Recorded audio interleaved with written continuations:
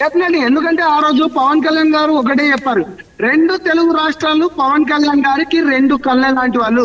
పవన్ కళ్యాణ్ గారు అక్కడ ఆంధ్రప్రదేశ్ లో డిప్యూటీ సీఎం అయినా గానీ తాను ఇక్కడ డిప్యూటీ సీఎం అనుకుంటా, లేకపోతే రానున్న రోజులు అసలు జనసేన పార్టీ ఇక్కడ అనుకుంటా, తెలంగాణ ప్రాంతంలో ఉన్న ప్రతి ఒక్క సబ్బండ వర్గాలు సంక్షేమ పథకాలు ఇతను ఈ జనసేన పార్టీ నుంచి కూడా కావాలని అందరూ కోరుకుంటున్నారు.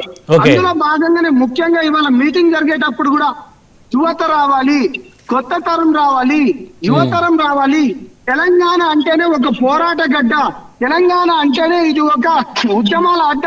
ఇక్కడ రాయిని ముద్దాడిన, గాలిని ముద్దాడిన, చెట్టును ముద్దాడిన ఉద్యమం ఉంటుందని వాళ్ళ పవన్ కళ్యాణ్ గారు తెలియజేస్తూనే ఇక్కడ గొప్ప ఎవరు మన ఉద్యమకారులు లాంటి వాళ్ళు ఎవరైతే మన ఒక్క నిమిషం ప్లీజ్ గద్దరన్న లాంటి వాళ్ళని కూడా ఇవాళ స్ఫూర్తి అనుకుంటా, ఇవాళ నాకు ఇక్కడ పార్టీ పెట్టడానికి కూడా గద్దరన్న లాంటి వాళ్ళు కూడా అనుకుంటా మాట్లాడారు. ఇవాళ రేవంత్ రెడ్డి లాంటి వాళ్ళు కావచ్చు, లేకపోతే కేసీఆర్ లాంటి వాళ్ళు కూడా ఉద్యమకారులను కూడా తీసుకొని వాళ్ళ మాట్లాడుకుంటూ ఎగ్జాంపుల్ గా తీసుకోండి. రానున్న కాలంలో జనసేన కార్యకర్తలు